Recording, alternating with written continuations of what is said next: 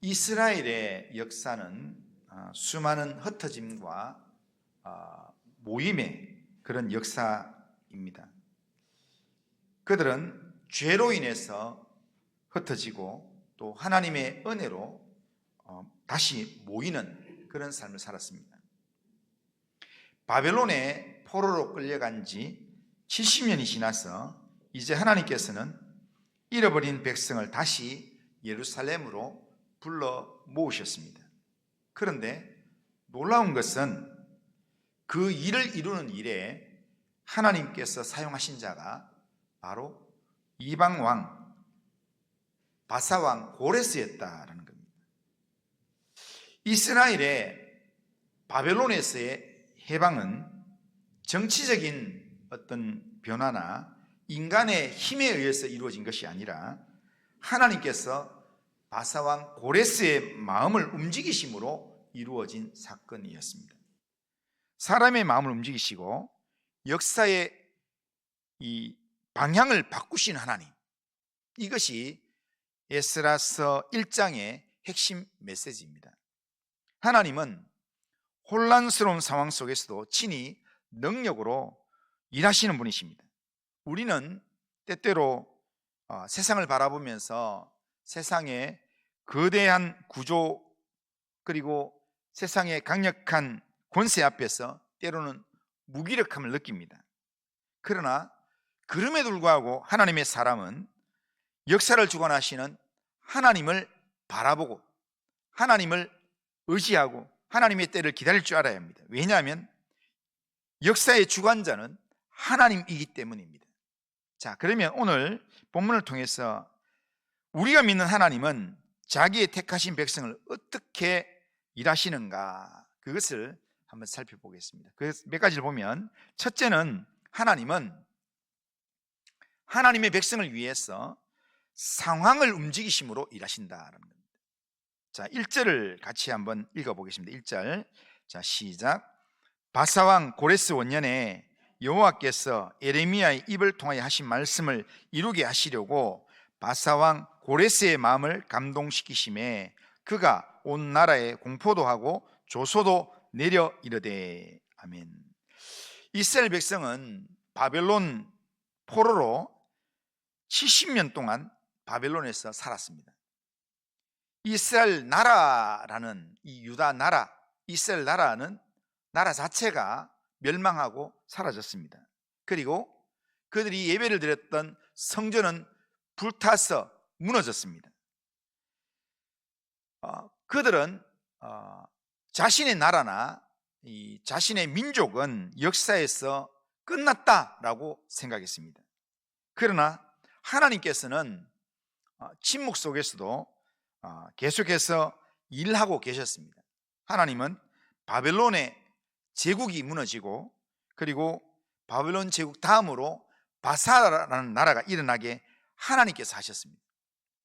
그리고 그 바사 제국의 왕이었던 고레스 왕을 통해서 이스라엘 회복을 위한 회복의 문을 여셨다라는 겁니다. 고레스는 하나님을 알지 못하는 이방 왕이었습니다. 그런데 하나님께서 그를 들어서 하나님의 뜻을 이루는 일에 사용하셨다라는 겁니다. 하나님은 인간 세상의 왕을 통해서도 친히 일하실 수 있는 그런 능력의 하나님이십니다. 잠언 21장 1절에 보면 이런 말씀이 있습니다. 왕의 마음이 여호와의 손에 있음이 마치 본물과 같아서 그가 임의로 인도하시느니라. 왕의 마음이 하나님의 손에 있다는 겁니다. 그래서 하나님이 그 왕을 임의로 인도하신다, 그렇게 이야기합니다. 우리가 종종 정치적인 변화라든지 경제적인 상황이라든지 시대의 흐름을 보면서 때로는 걱정하고 두려워하기도 합니다. 하지만 하나님은 그 모든 상황 위에서 일하시는 분이십니다.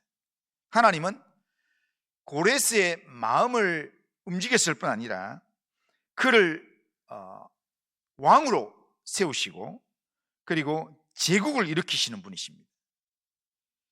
역사의 주권은 사람에게 있는 게 아니라 언제나 하나님께 있습니다. 하나님이 역사의 참 주인이라는 사실입니다. 오늘 우리의 삶 속에서도 하나님이 여전히 우리의 상황을, 역사의 주인으로 우리의 상황을 움직이시는 분입니다. 때때로 우리는 막다른 골목에 서 있을 수가 있습니다. 가정의 문제나 또한 교회의 문제, 사회의 불안 속에서 우리는 때로는 길이 없다, 너무 답답하다, 이렇게 우리가 느낄 때가 있습니다. 그리고 그렇게 말할 때가 있습니다.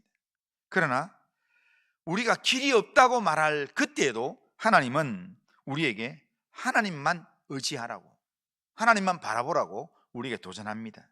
왜냐하면 하나님은 길이 없는 곳에서도 길을 만드시는 분이기 때문에, 광야에 길을 내시며 사막에 강을 흐르게 하시는 분이 하나님이시기 때문입니다. 이런 하나님을 우리가 확신하면서 하나님을 끝까지 붙들 수 있어야 합니다. 고레스의 칙령은 하나님의 말씀이 성취되는 통로였습니다. 사람의 계획과 정치가 아니라 하나님의 약속이 역사 속에서 실현되는 순간이 바로 고레스 칙령이었습니다. 하나님이 그렇게 일하셨다는 겁니다. 하나님께서 고레스에게 그렇게 말씀하셔서 일하셨다는 겁니다. 혹시 우리의 인생에도 고레스의 칙령이 필요할 때가 있습니까?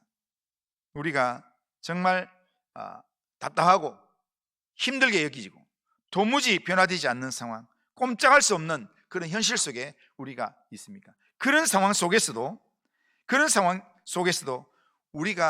우리는 낙심을 하지만, 그러나 하나님은 그 상황 속에서도 믿는 자를 위해서 하나님은 움직이시는 하나님, 일하시는 하나님이라는 겁니다. 그러기에 언제나 약속을 이루기 위해서 믿는 자를 위하여서 일하시는 하나님, 그 하나님을 우리가 온전히 붙들어야 합니다. 우리가 하나님을 온전히 붙들 때 하나님은 놀라운 능력으로 우리의 삶을 인도해 주신다는 겁니다. 하나님은 지금도 살아계십니다. 하나님은 지금도 우리를 위하여 일하시는 하나님이십니다. 우리의 삶의 자리에서, 또한 우리의 현실 속에서, 교회나 나라의 복잡한 상황 속에서 하나님은 지금도 보이지 않는 그런 모습으로 조용히, 그렇지만 확실하게 역사를 움직이시는 분이십니다. 이것을 믿는 믿음으로 모든 일을 하나님께 맡기며 하나님의 사람답게 하나님의 때를 기다리며 묵묵히 믿음으로 나아가는 성도님들 다 되시기를 주님의 이름으로 축원합니다. 두 번째로, 오늘 본문을 통해서 우리가 알 수 있는 하나님은 어떤 분인가? 하나님은 인생의 외적인 상황들만 움직이는 것이 아니라 우리 인생의 마음을 움직이시는 하나님이시다라는 겁니다. 오늘 본문 1절 보면 바사왕 고레스의 마음을 감동시키셨다, 그렇게 이야기하는데, 그리고 그 다음 9절 이후의 내용을 보면 하나님께서 이 바벨론 포로에서 돌아온 유다 백성들의 마음을 하나님께서 움직이시는 장면이 나옵니다. 고레스 칙령이 선포된 후에 5절에 보면 이렇게 말합니다. 5절, 자 읽어보겠습니다. 5절, 자 시작. 이에 유다와 베냐민 족장들과 제사장들과 레위 사람들과 그 마음이 하나님께 감동을 받고 올라가서 예루살렘의 여호와의 성전을 건축하고자 하는 자가 다 일어나니. 아멘. 여기서 우리가 주목해야 될 단어가 마음이 하나님께 감동을 받고 라는 단어입니다. 그런데 여기 보면, 자세히 보면요, 우리가 지금 우리 개역성경의 번역은 약간 오해를 하게 되어 있습니다. 유다와 베냐민 족장들과 과가 있습니다. 그리 접속사가 있습니다. 그리고 제사장들과, 거기도 과가 있습니다. 그리고 레위 사람들과, 그리고 마음이 하나님께 감동을 받아서 일어난 사람들, 이렇게 우리가 지금 개역성이 번역되어 있는데, 제가 히브리어 원어를 보면서 이렇게 히브리어 원어를 보니까 히브리 원어에서는 앞에 과에는 전부 다 그리고라는 접속사 다 붙어 있는데요, 레위 사람들하고 그 마음이 하나님께 감동을 받았다는 그 기에는 그게 없어요. 그러니까 접속사가 없어요. 접속사가 없고 오히려 뭐가 있는가 하면 라멧이라는 중에서라고 하는 이 전치사가 있습니다. 그러니까 무슨 말이냐면 이걸 이제 거기 직역을 해봤습니다. 히브리어 자체로, 히브리어 언어로, 히브리어 내용으로 그냥 이렇게 그대로 직역을 하게 되면 어떻게 되냐면 유다와 베냐민 족장들과 제사장들과 레위인들 그 가운데서 마음이 하나님께 감동을 받고 올라가서 예루살렘의 여호와의 성전을 건축하는 자가 다 일어나니, 이렇게 되어 있습니다. 그러니까 유다 사람들, 베냐민 족장들, 유다와 베냐민 족장들, 제사장들, 레위 사람들 다 왔는 게 아니라 지금 돌아온 사람, 귀환한 사람들은요, 전체 이 포로로 잡혀간 사람 중에 10분의 1밖에 되지 않습니다. 그런데 유다와 베냐민 족장들 중에서, 그 다음에 지금 제사장들 중에서, 또 레위인들 중에서, 그 중에서 하나님께서 마음에 감동을 주실 때 그 감동을 받아서 일어난 사람들, 그 사람들이 일어나서 예루살렘으로 성전을 지으려고 돌아왔다라는 겁니다. 그러니까 여기에 마음이 하나님께 감동을 받고라는, 감동을 받았다라는 단어하고 1절에 고레스의 마음을 감동시킨다 할 때 감동이라는 단어는 똑같은 단어입니다. 하나는 능동적인 표현이고 하나는 수동적인 표현입니다. 그러니까 다시 말하면 하나님은 이방 왕의 마음을 하나님께서 감동시키실 뿐이 아니라 유다 백성의 마음도 동일하게 감동을 시키셔서 움직이셨다는 겁니다. 이것이 하나님이 일하시는 방식입니다. 고레스는 하나님의 도구였습니다. 그러나 그가 칙령을 내렸다고 해서 모든 일이 저절로 이루어지는 게 아닙니다. 칙령을 내려도 그 칙령 때문에 돌아와도 이 예루살렘 근처에는 많은 대적들이 있습니다. 그래서 돌아온 사람들이, 하나님 감동을 받고 돌아온 사람들이 성전을 짓다가 14년을 중단을 하게 되는 그런 일들도 있습니다. 그러니까 그냥 칙령을 내린다고 무조건 되는 게 아니라 하나님은 하나님의 백성들의 마음을 움직이신다는 겁니다. 그들이 오랜 포로 생활로 인해서 예루살렘으로 돌아갈 용기조차 잃었던 사람들입니다. 그들은 돌아가면 성전은 폐허가 되어 있고 삶의 기반은 다 무너져서 전무한 상태입니다. 그럼에도 불구하고 하나님께서 그들의 마음에 감동을 주시니까 그들이 하나님이 주시는 감동을 받고 일어났다라는 겁니다. 이것이 하나님이 일하심의 은혜이고 하나님이 일하시는 방식입니다. 하나님이 우리 안에서 이렇게 일하신다는 겁니다. 자, 빌립보서 2장 13절 우리 같이 한번 읽어보겠습니다. 빌립보서 2장 13절 같이 읽습니다. 시작. 너희 안에서 행하시는 이는 하나님이시니 자기의 기쁘신 뜻을 위하여 너희에게 소원을 두고 행하게 하시나니. 아멘. 하나님은 단지 말씀만 하시는 분이 아니라 그 말씀을 이루도록 그 일 감당할 사람에게 마음의 소원을 주신다는 겁니다.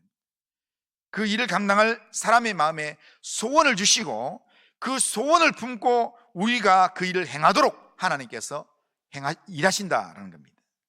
우리는 흔히 어떤 일을 하려고 할 때 환경이 바뀌면, 상황이 바뀌면 내 마음도 그렇게 할 의지가 생길 거다, 나도 좀 달라질 거다, 이렇게 이야기합니다. 그런데 하나님의 방식은 다릅니다.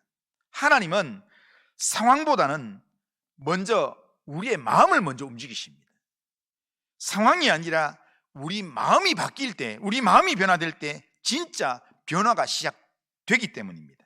그렇게 보면 이스라엘의 회복은 성전 재건이 아니라 마음의 회복에서부터 시작된 사건이라 할 수 있습니다. 오늘 우리의 삶에서도 하나님은 우리의 마음을 깨우시고 잃어버린 예배의 열정을 다시 살리십니다. 냉담했던 신앙, 무뎌져 있는 영혼, 지쳐있는 마음에 하나님은 다시 일어나라는 그런 감동을 우리에게 주신다는 겁니다. 그런데 하나님이 우리에게 감동을 주실 때 그 감동에 우리가 반응해서 순종할 때, 그럴 때 우리의 삶에는 새로운 역사가 시작된다는 겁니다. 고레스의 칙령이 선포되고 백성의 마음이 감동을 받았을 때 그들은 실제로 감동을 받자마자 바로 짐을 싸고 예루살렘으로 향했습니다. 모두가 다 예루살렘에 돌아온 게 아니었습니다. 앞서 말씀드린 대로 모두가 다 돌아온 게 아니라 유다와 베냐민, 그리고 제사장, 레위인들 모두가 다 돌아온 게 아니라 하나님의 감동에 반응하고 순종한 사람들이 그렇게 돌아오게 되었다는 겁니다. 믿음의 감동은 반드시 순종으로 이어져야 합니다. 오늘 우리에게도 하나님은 우리의 영적인 회복을 위해서 일어나라, 네가 있는 자리에서 일어나서 예배를 회복해라, 우리에게 도전하면서 우리에게 감동을 주십니다. 이 말씀에 우리의 반응이 필요합니다. 마음에 감동이 시작될 때 감동으로만 끝나면 그냥 끝나는 겁니다. 그런데 마음에 감동이 시작될 때 거기에 순종함으로 반응을 하기 시작하면 거기에 하나님의 뜻이 이루어지게 된다는 겁니다. 하나님은 지금도 사람의 마음을 움직이시는 분이십니다. 지도자의 마음도, 성도의 마음도, 또한 우리의 마음도 친히 움직이시는 분이십니다. 하나님의 손길은 부드럽지만 조용하게 움직이지만 그 결과는 작은 게 아닙니다. 엄청난 영향력으로 하나님께서 일으키신다는 겁니다. 하나님이 내 마음에 감동을 주실 때 그것은 단순한 감정 같지만 하나님의 역사가 시작되는 신호입니다. 하나님이 나한테 지금 내 마음에 감동을 주신다는 것, 이거는 벌써 하나님의 일을 시작하기 위한 하나님께서 지금 영적인 신호를 주시는 겁니다. 하나님의 그 신호를 알고 하나님의 신호 앞에 멈추라고 하면 멈추고 하나님께서 신호 앞에 가라고 하면 출발하기 시작하면 거기에 하나님의 역사는 진행될 줄로 믿습니다. 그러기에 하나님의 감동하심에 순종해서 믿음으로 일어서는 성도님들 다 되시기를 주님의 이름으로 축원합니다. 하나님의 말씀에 믿음으로 담대하게 도전하는 성도님들 다 되시기를 주님의 이름으로 축원합니다. 자, 그러면 마지막으로 하나님께서 왜 이 상황과 마음을 움직이면서 일하실까요? 하나님께서 왜 이렇게 일하실까요? 에스라 1장 이 후반절에는 매우 구체적인 기록을 기록하면서 마무리하고 있습니다. 7절 8절에 보면 이런 말이 나옵니다. 7절 8절 보면 고레스 왕이 또 여호와의 성전 그릇을 꺼내어 옛적에 느부갓네살이 예루살렘에서 옮겨다가 자기 신들의 신당에 두었던 것이라. 바사왕 고레스가 창고지기 미드르닷에게 명령하여 그 그릇들 꺼내어 세워서 유다 총독 세스바살에게 넘겨주니라고 얘기합니다. 그리고 세스바살은 나중에 바벨론에서 돌아올 때 이 모든 것을 가지고 예루살렘 돌아왔다라고 맨 마지막에 이야기합니다.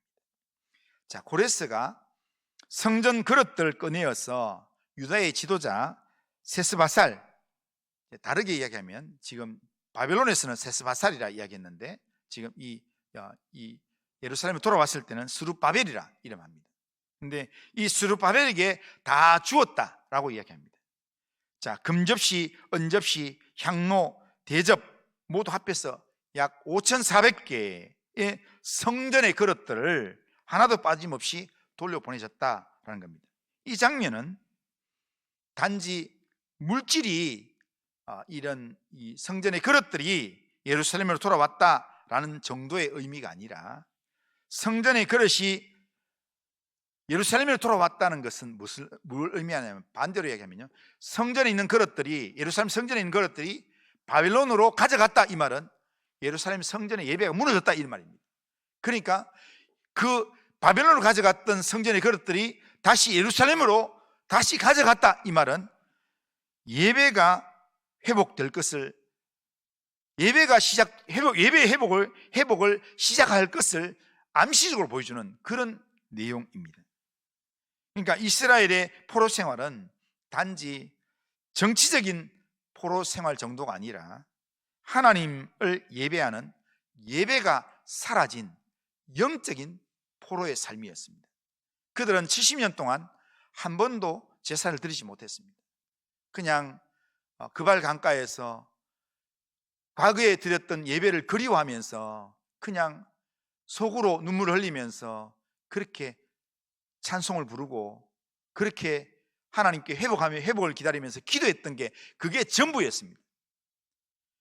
그런 상황 속에서 예배가 한 번도 없던 그런 사람들이 예루살렘에서 예루살렘 돌아온다, 그릇을, 성전의 그릇들을 가지고 돌아온다, 이거는 하나님께서 예배를 다시 회복하신다라는 것에 대한 상징적인 그런 선언인 것입니다.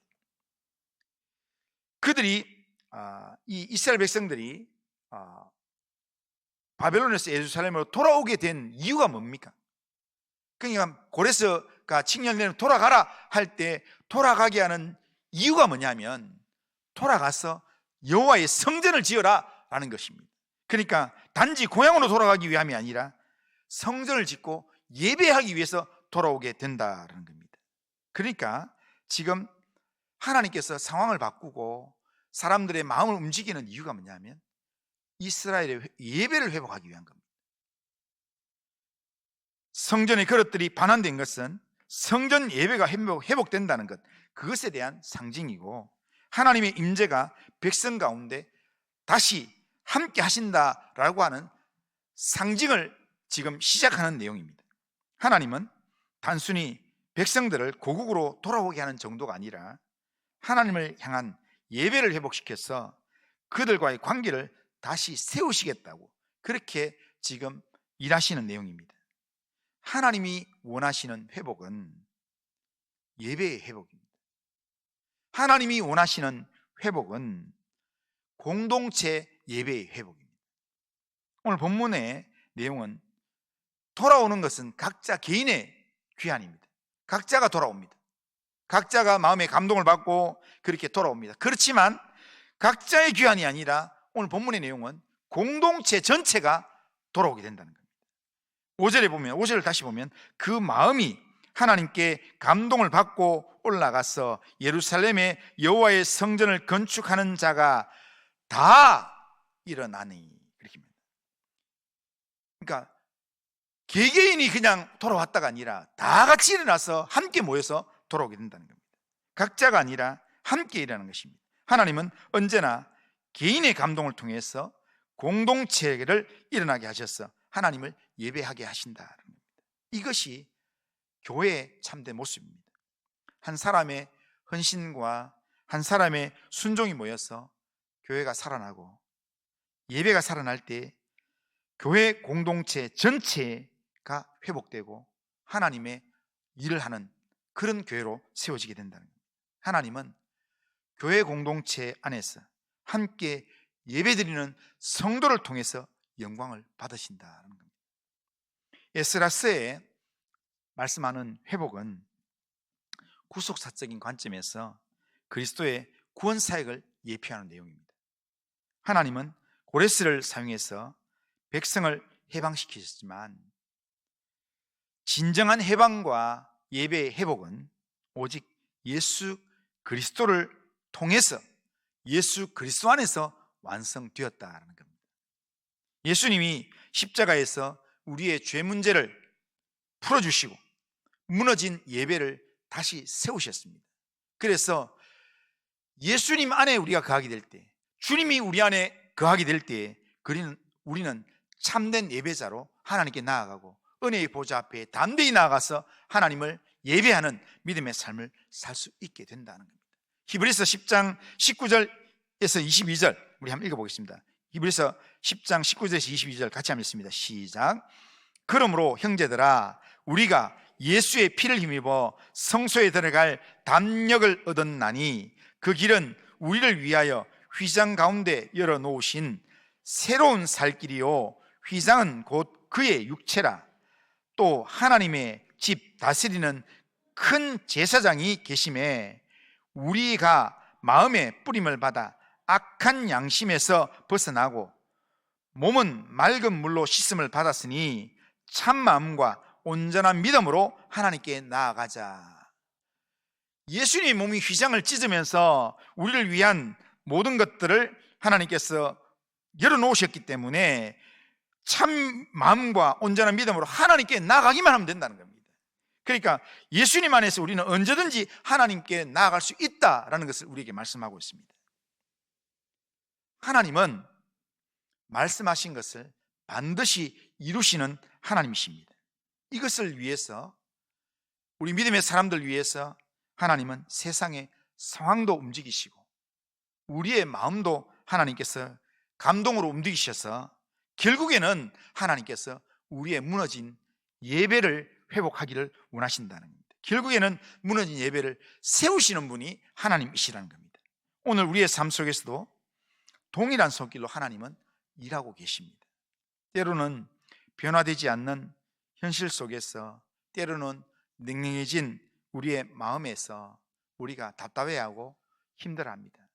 그런데 그런 우리의 마음에 주님께서 때가 되면 우리를 위해서 하나님께서 상황을 하나님께서 움직이시고 우리의 마음을 움직이셔서 결국에는 우리로 하여금 하나님을 예배하는, 하나님을 의지하는 하나님의 사람으로 회복되도록 하나님 만드신다는 겁니다.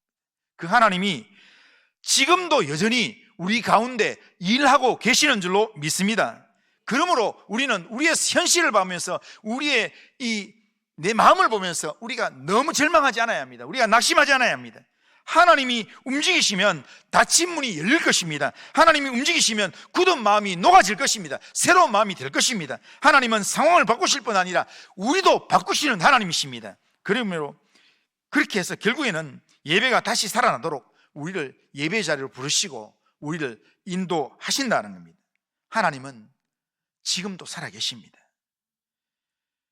하나님은 지금도 우리 각자의 인생 속에서 일하고 계십니다. 이런 하나님의 손길을 신뢰함으로, 하나님을 믿는 믿음으로, 분명한 믿음의 고백으로 하나님 의지하면서 하나님께 우리의 인생의 모든 문제를 맡기면서 하나님의 영적인 감동 앞에 주일날 말씀으로 주시는 감동이나 아니면 다니엘 기도회에서 이 기도회를 통해서 주시는 말씀이나 또한 매일 말씀 묵상을 통해서 하나님 내게 주시는 말씀이나 아니면 환경을 통해서 내게 주시는 경고의 말씀이나 하나님이 내게 감동을 주실 때 그 감동에 하나님 앞에 믿음으로 반응을 하고 순종하기만 하면 하나님께서 놀라운 일을 시작하실 줄로 믿습니다. 정말 하나님을 의지하는 믿음으로 하나님이 인도하심을 받는, 그래서 하나님 앞에 참된 예배자로 회복되는 그런 성도님들 다 되시기를 주님의 이름으로 축원합니다. 따라하겠습니다. 하나님의 사람은 상황과 마음을 움직이시는 하나님만 의지합니다.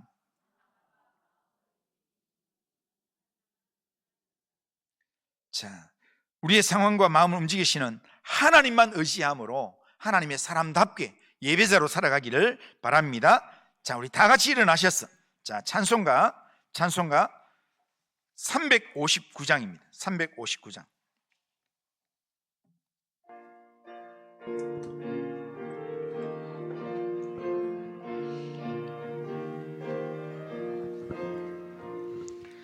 천성을 향해 가는 성도들아, 앞길의 장애를 두려 말아라. 성령이 너를 인도하시리니 왜 지체를 하고 있느냐. 앞으로 천성을 향해 나가세. 천성문만 바라보러 나가세. 모든 천사 너희를 영접하러 문 앞에 기다려 서 있네. 너 가는 길을 누가 비웃거든 확실한 증거를 보여주어라. 성령이 가인이 감하여 주사 그들도 참기를 찾으리. 앞으로 천성을 향해 나가세. 천성문만 바라보러 나가세. 모든 천사 너희를 영접하러 문 앞에 기다려 서 있네. 너 가는 길을 모두 가기 전에 내 손에 든 검을 꽂지 말아라. 저마귀 흉계 모두 깨뜨리고 끝까지 잘 싸워 이겨라. 앞으로 천성을 향해 나가세. 천성문만 바라보고 나가세. 모든 천사 너희를 영접하러 문 앞에 기다려 서 있네. 자, 우리 결심문 우리 같이 한번 읽어보겠습니다. 같이 한번 읽습니다. 시작. 전능하신 하나님, 지금도 상황을 움직이시며 약속하신 것을 이루기 위해 친히 일하신 하나님을 믿고 그 말씀에 순종하는 삶을 살아가겠습니다.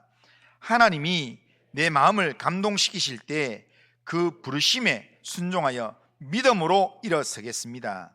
우리의 상황과 마음을 움직이셔서 무너진 예배를 다시 세우시는 하나님을 신뢰함으로 예배를 회복하는 삶을 살아가게 하옵소서. 아멘. 자, 여기 약속하신 것을 이루기 위해 친히 일하시는 하나님 믿고 그 말씀에 순종하는 삶을 살아가겠습니다.